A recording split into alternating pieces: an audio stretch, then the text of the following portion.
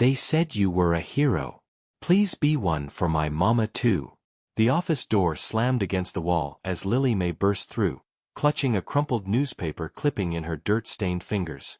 Sheriff Tom Garrison looked up from his desk, where his badge lay tarnished beside an empty coffee cup and 3 unopened letters from the VA.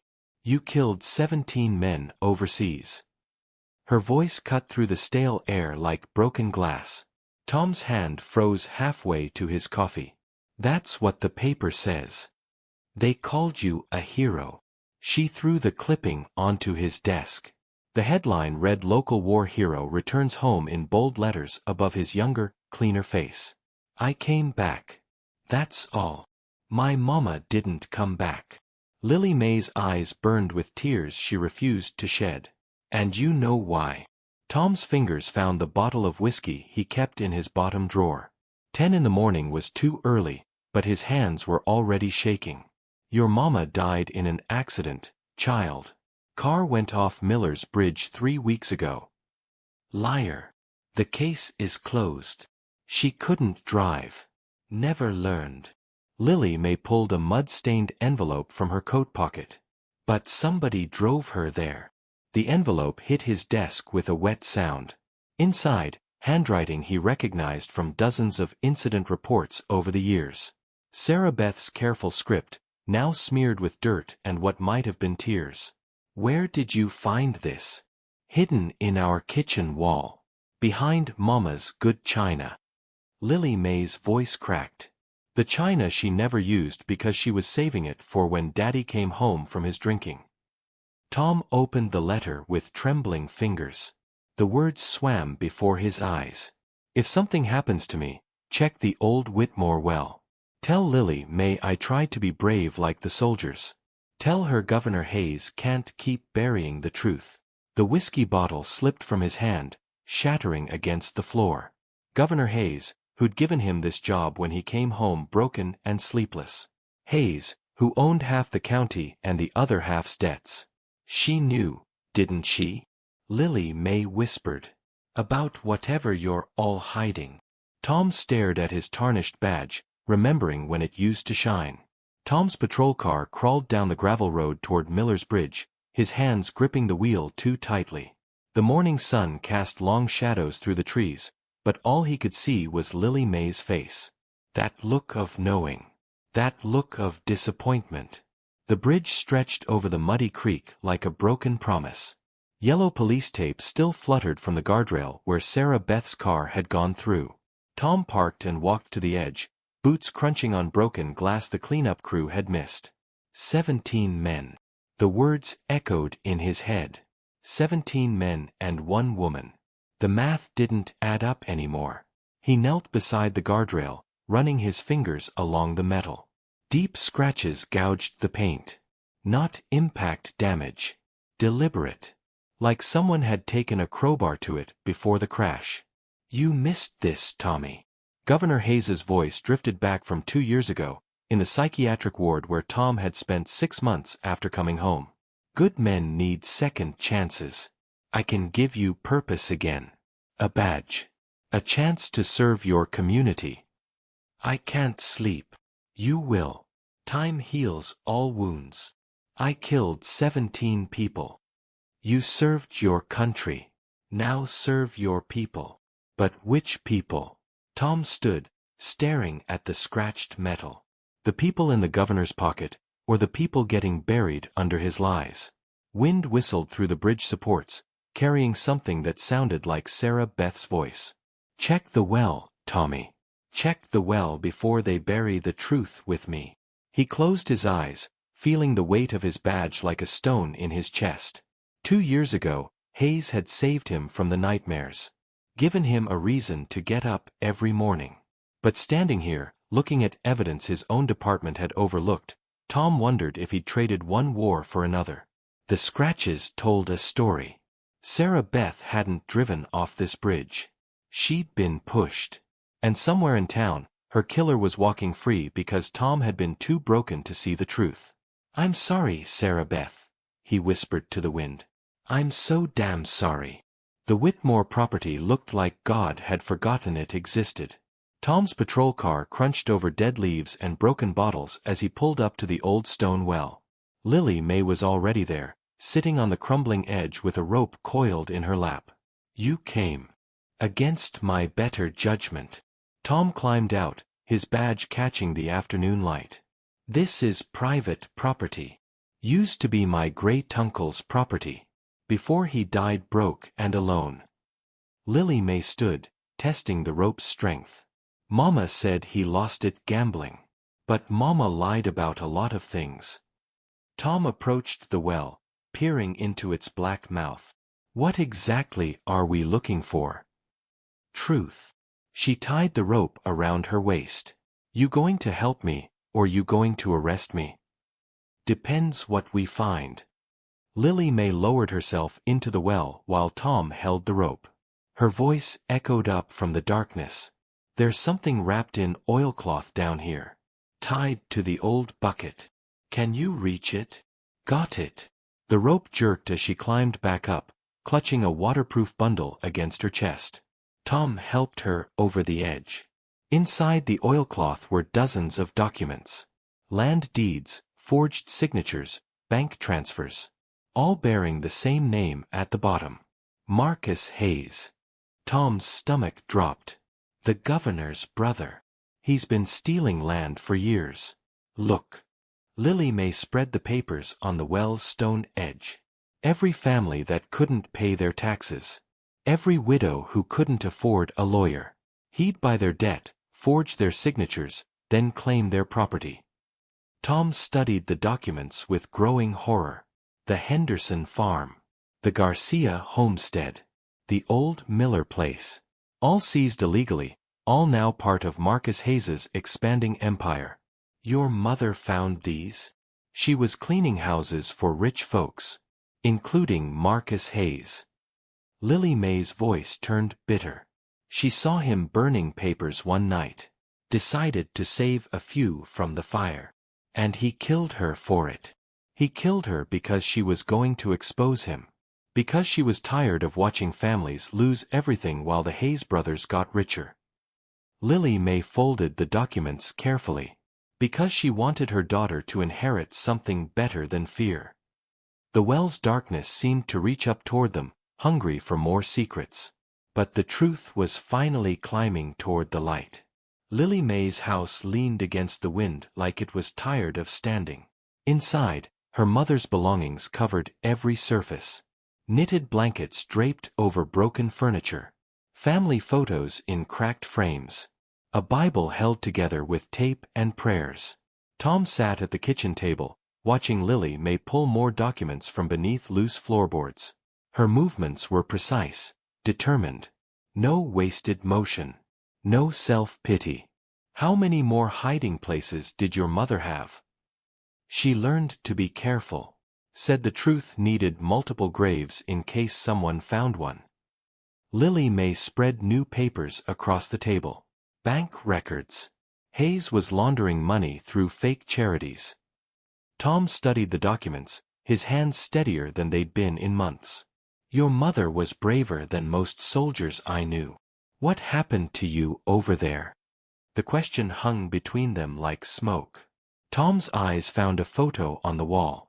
Sarah Beth is holding an infant Lily May, both of them smiling. "IED took out half my unit. I was supposed to die with them. But you didn't. Survivor's guilt. PTSD. Couldn't sleep, couldn't eat, couldn't function." Tom's voice dropped to a whisper. "Hayes found me in the VA hospital. Said he needed a sheriff who understood sacrifice. He used your pain against you. He gave me purpose when I had none. A badge when I felt worthless." Tom looked at his hands. "I thought I was serving justice. Turns out I was just another weapon in his arsenal." Lily May sat across from him, her young face old with wisdom earned through loss. "My mother didn't die so you could feel sorry for yourself. I know.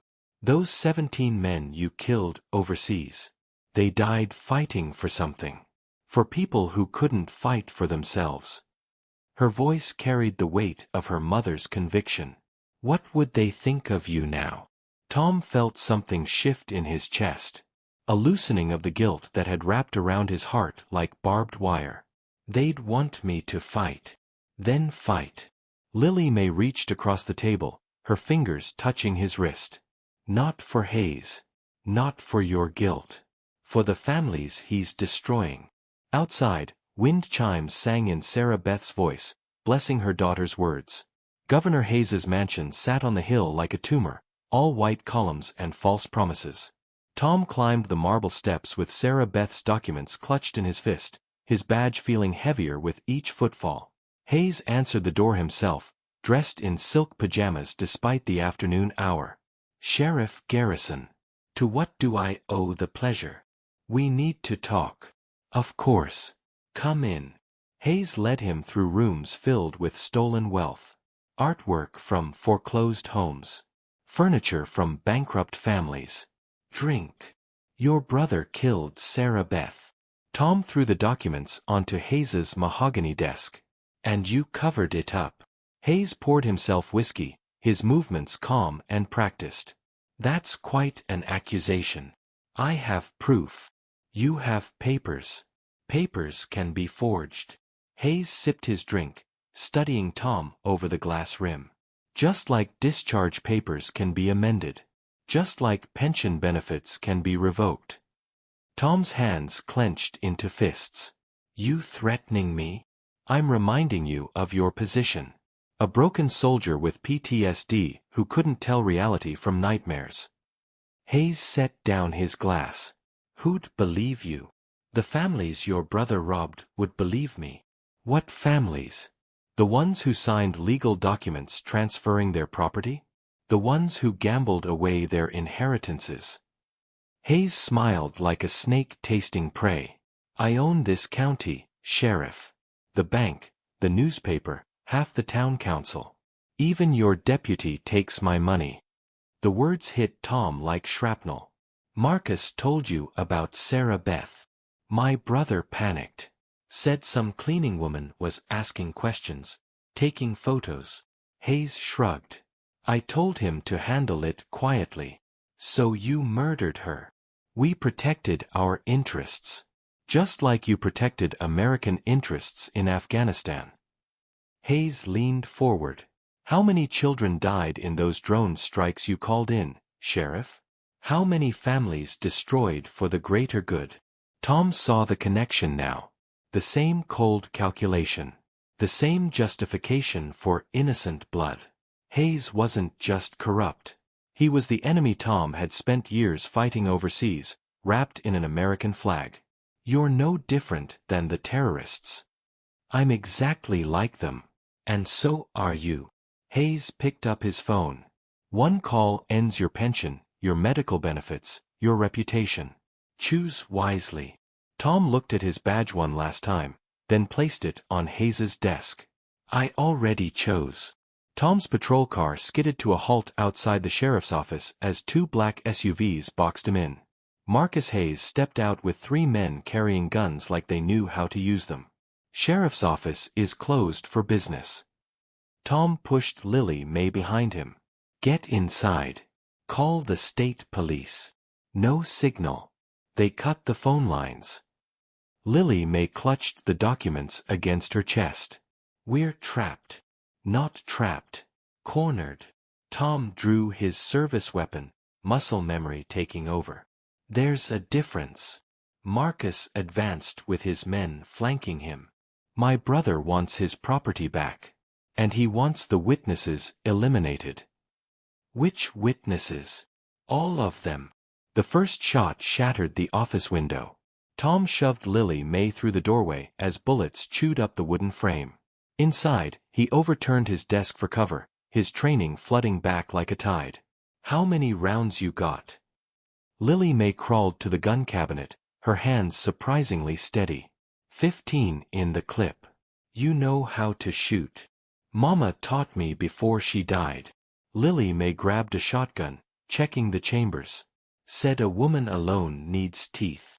The front door exploded inward. Tom put 2 rounds center mass into the first man through, dropping him instantly. Lily May's shotgun roared, taking down the second. But Marcus kept coming. "You killed my cleaning lady for nothing." Marcus's voice carried over the gunfire. "Governor's already got new documents. Cleaner forgeries." "Then why kill us?" "Because you made it personal." Tom felt the bullet punch through his vest, spinning him against the wall. Blood spread across his uniform like spilled ink. But his aim stayed true. Marcus Hayes crumpled with a hole in his chest, surprise frozen on his face. Lily May knelt beside Tom as sirens wailed in the distance. "State police must have heard the shooting." Tom's voice came out weak, but his eyes stayed clear. "The documents. Safe." She pressed them into his hands. "What do I tell them?" "Tell them the truth." Tom looked at his badge, finally clean after years of tarnish. "Tell them Sheriff Tom Garrison remembered how to be a soldier." The office was filled with light as emergency vehicles arrived. Lily May stood in the doorway, holding the evidence that would return stolen land to its rightful owners. Behind her, Tom's badge caught the light one last time. The cemetery stretched across the hillside like a field of broken promises, but today felt different. Today felt like redemption. Tom Garrison's funeral drew the biggest crowd the town had seen in years. Families who'd lost their land stood beside families who'd gotten it back. The truth had a way of bringing people together. Lily May stood at the graveside in her mother's black dress, holding two things: Sarah Beth's final letter and Tom's clean badge. The state police had cleared his name. The newspapers called him a hero again. This time, they got it right. "Sheriff Garrison asked me to read something." The crowd quieted as Lily May unfolded her mother's letter. The same handwriting that had started everything. The same courage that had ended it. Bravery isn't killing 17 men in a foreign war. Bravery is getting up every morning when you want to stay in bed. Bravery is speaking truth when lies are safer. Bravery is choosing to fight when you've already lost everything. Lily May's voice carried across the graves. "My mama wrote that 2 days before she died. She knew what was coming." An old man stepped forward. Henry Whitmore, whose family had lost their farm 3 generations ago. "The state gave us our land back. All of us. Governor Hayes is in federal prison. His brother's dead. The stolen deeds are void." Lily May folded the letter carefully. Justice took its time, but it got here. The crowd began to disperse, families walking together toward futures that finally belonged to them. Lily May remained by Tom's grave, holding his badge up to catch the sunlight. Heroes aren't born, Sheriff. They're chosen.